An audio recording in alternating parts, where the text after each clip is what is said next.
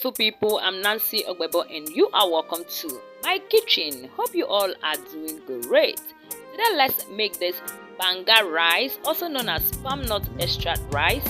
I'll leave you asking for more. So without further ado, let's dive right into the preparation. Next, I have my palm nut extract, so we'll cook this up a bit. I will go ahead and add in my habanero pepper, crayfish and native spice. I'll add in my banga or palm nut extract powder, and I'll add in my seasoning powder. I'm gonna stir everything together to combine. Next, we're gonna cover it up and cook it for a few minutes, and after a few minutes, this is what we got. I'll stir it around a bit to combine everything together.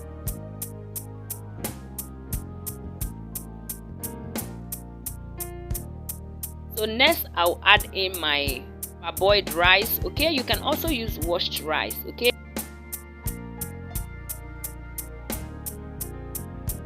I'm gonna stir everything together to combine properly. Thank you, amazing people, for always coming back to watch me. I truly appreciate all your support, and I'm not taking your love for granted. Okay, and if you're coming across my video for the very first time, hello, you're welcome here.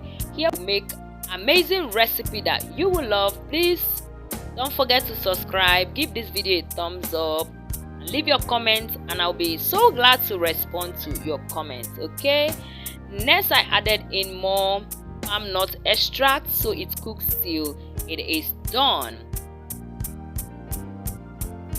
And after that, this is how this rice is looking.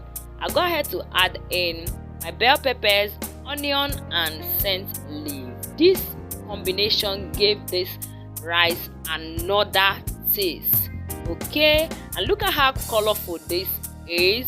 I'm gonna stir everything beautifully to combine, and the taste was mouth-watering. If you've not done this before, try this recipe and come back to thank me.